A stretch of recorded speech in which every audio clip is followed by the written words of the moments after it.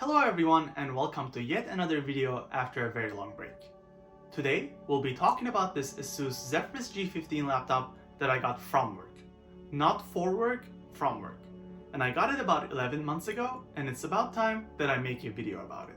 So this computer sold for around 1900 Canadian dollars back in January, which is 11 months ago. And nowadays it sells for anywhere between $1300 to $1900 open box. Before we check it out, please consider subscribing to my channel so I can make more videos. Okay, let's have a quick look at the design first. Honestly, it doesn't really scream gaming, and I genuinely think that white is a bold choice for a gaming laptop. When you open the lid, you get greeted with the screen and the keyboard, and at first glance, I'll go ahead and say that it even looks a bit stylish. Okay, so the build quality. The majority of Windows laptops are all plastic, and this is no exception. This isn't necessarily a bad thing as long as there's little keyboard or screen flex. I tested an ASUS TUF laptop about 3 years ago and it was all metal, but it had significant screen and keyboard flex. This laptop, on the other hand, if you look at the keyboard area, it's all thick, hard plastic, so there's very little keyboard flex. The bottom of the laptop is also quite sturdy, so no complaints there. But if you look at the screen, you'll see that it's almost like they used all their budget for the bottom part, and when they came to the top part, they're like, okay, we ran out of budget. What do? We just use whatever's available and cheap. There's significant screen flex, and it's just one of the things about Windows laptops. It doesn't look super high-end. It does not look like a $1900 laptop. That being said, we will talk about the display itself later in the video. Alright, with the build quality out of the way, let's talk about the specs. And let's start with the processor. We have an AMD Ryzen 7 6800HS with 8 cores, 16 threads, a base clock of 3.2 GHz, and a boost clock of 4.7 GHz. We also have a total cache of about 20 MB. These numbers don't really mean much by themselves. We'll do all kinds of benchmarks later in the video, but I'm just giving you the specs. The processor is paired up with an NVIDIA RTX 3060 graphics unit. We have 6 GB of RAM, and according to ASUS, we have a base clock of 900 MHz and a boost clock of 1425 MHz. These are paired up with 16 GB of DDR5 memory running at 4800 MHz. Now, I've said this before about 8 GB of RAM, but now we're in 2023, almost in 2024. For a gaming laptop, 16 gigs is not enough. It was certainly not enough for my workflow. I wanted to upgrade it, and I was greeted with a surprise when I opened up the laptop. So, the advantage of most Windows laptops, Windows computers in general, is that you can upgrade them. But ASUS went for a weird design choice, which is to solder half the RAM onto the motherboard and give the user one SODIMM slot. The soldered memory is 8 GB. It comes with one 8 GB stick for a total of 16. But if you want to upgrade, you can put a 32 gig stick, but it would mean that even if the stick that you buy is faster than 4800 MHz, the computer will still run at 4800 MHz because you always match the slower one. What's even worse is that I tried this. I tried 2 SODIMM sticks. I wanted to upgrade, neither of them worked. Obviously, this might be a one-off. This might be a problem with my computer only. Your mileage may vary, but this is just something that you should keep in mind. We also have a 512 GB NVMe SSD, nothing to write home about. There is an extra M.2 slot if you want to add a second SSD. No SATA slots, so you can't add a spinning hard drive or a 2.5-inch SSD. Let's continue with the screen. We have a 15.6-inch 1440p screen with a refresh rate of 165 Hz. I personally really like high refresh rate screens, so I love this computer in that aspect. High refresh rate screens make simple tasks like scrolling up and down on a website much smoother, and overall it provides a much better experience, so don't sleep on it. It also supports HDR, but I'm not sure what good that will serve as its maximum brightness is only about 300 nits. You definitely need at least 400 nits for HDR, and actually to get the full experience you need about, if I recall correctly, you need around 1000 nits. On the other hand, it covers 100% of the DCI-P3 color space. In terms of ports, well, you get a decent array. We have 4 USB ports in total, 2 of them are USB-A, 2 of them are USB-C. We also have an HDMI 2.0 port, a 2.5 gigabit Ethernet port, one micro SD card reader for some reason, a Kensington lock, and a barrel type charging plug. Okay, so the pricing. I said that it sells anywhere between $1,300 and $1,900 Canadian for an open box. We're just going to ignore the $1,900 part. We will compare this laptop with other $1,300 laptops. And spoiler alert, you're going to be surprised. Now let's talk about the user experience. Firstly, you can open the lid with one hand, which is a nice plus. This used to be exclusive to MacBooks back in the day, but not anymore. Secondly, the screen has an anti-glare coating, which is important because your maximum brightness isn't super high. Even with that coating though, even indoors, if you have the sun shining right onto the screen, you can't really see much. I had to go through this for a week because I had to use this laptop for work, like actually, instead of using the desktop behind me, and it was a struggle, to say the least. Aside from that, the color accuracy is pretty good, the resolution is great, the refresh rate is fantastic. It's just the brightness that they skipped out on. Next up, we have the keyboard. Firstly, I don't necessarily understand why they went for a 10 keyless design. There is definitely enough space to put a numpad without actually making anything narrower, but whatever. The key design is pretty good, the spacing between the keys is quite acceptable. So at first glance, this looks like a great keyboard. But after having used this for about 11 months, I hate it. I hate it. This is the worst part about this computer, the keyboard. I don't know if this is a firmware issue. This happens on Windows, it happens on Linux, it happens everywhere. If you open the computer, if you're using it and you let go of it, like you keep it on, but you leave for a couple minutes, you come back, it will never recognize the first 5 or 6 keystrokes. This is not acceptable in my book, and I've never seen this before. To me, that's a deal breaker and one of the main reasons why I don't like using this laptop. Again, this might be a one-off and your mileage may vary on this. Okay, on to the things that I like about the keyboard. The F keys will always act as F keys unless you press the function button, which is expected behavior. But they added extra multimedia keys. You have 4 in total. You have volume down, volume up, microphone toggle, and a button that opens up the Aura control software. So I like the first 3. I like volume down, volume up. I would happily trade the microphone button for a mute button. And I would just like to remove the 4th one because I keep accidentally pressing it. The trackpad, on the other hand, is completely fine. It might not be the largest trackpad in existence, but it's accurate. It's a Windows Precision trackpad. It does not miss anything. It doesn't have any dead zones. I'm very happy with it. As I mentioned earlier, it has Wi-Fi 6E. What's different about this computer in particular though, is that it doesn't have an Intel card. Instead, it has a MediaTek card. This laptop has 4 speakers in total, 2 of them are top firing, 2 of them are bottom firing. It's supposed to be a surround setup, so I wanted to compare it with the MacBook Pro.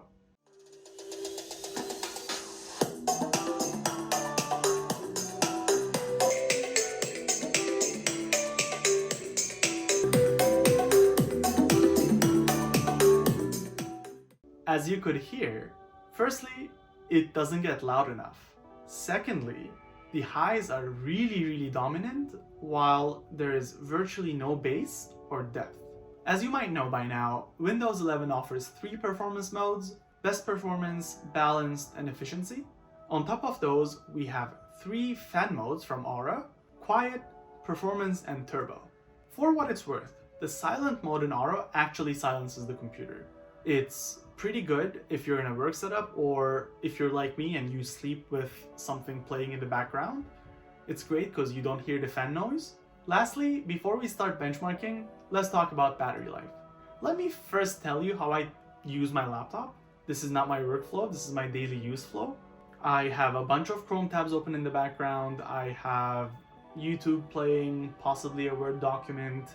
And under those circumstances, with about 40% brightness, the laptop lasted about 6 hours, which is pretty good for a Windows gaming laptop. And I appreciate ASUS for going for a 90 watt-hour battery instead of a smaller one. I tested a Gigabyte about, I want to say, a year and a half ago, and that had a 40-something watt-hour battery, and its battery lasts about 2 hours, I want to say. Okay, we can start benchmarking, and we'll start with Cinebench. As usual, I test with Cinebench R15, R20, R23, and the new Cinebench 2024. They are all different, they're not fully comparable, but we have one key takeaway from all 4 tests, and that's what I foreshadowed before. You'll be surprised, because the 6800HS does not perform nearly as well as the rest of our stack. And the rest of the stack cost $1,300 new. Our laptop cost $1,300 open box. PC Mark 10 shows us similar results. It does not put our ASUS in the lead, but it does show us that if you switch from 12th gen to 13th gen Intel or 6th gen to 7th gen AMD, you get a significant increase in performance. It also shows that pretty much all the laptops in the $1,300 range give you similar performance, except the R7 7840HS, which performs about 8-10% better than the rest of the stack at least. In 3D Mark Firestrike, once again, the same story. We fall behind the rest of the stack, and we fall behind both in graphics and physics. In case you don't know, graphics is GPU intensive, physics is CPU intensive. Handbrake also shows us a similar story. We converted a 2GB 4K video to a 1080p MKV using the new Creator preset.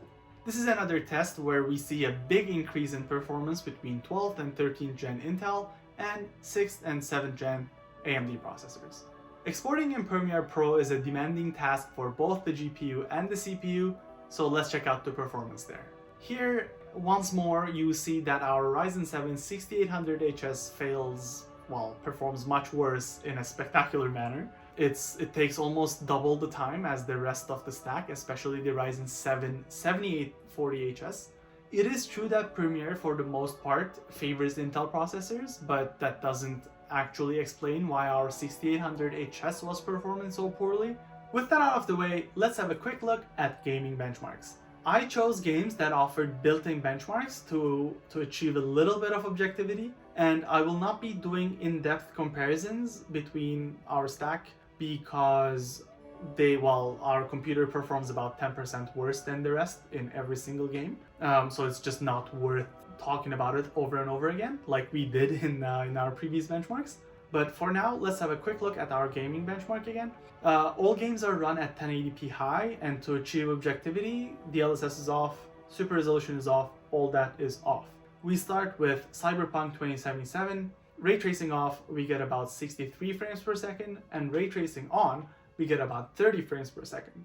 Obviously, those numbers are made a bit better with DLSS on. You get about 45-50 frames per second with ray tracing, which is good. Continuing with our games, we have Far Cry 5. We get about 79 frames per second, which is more playable, and the average 1% is about 54, if I recall correctly.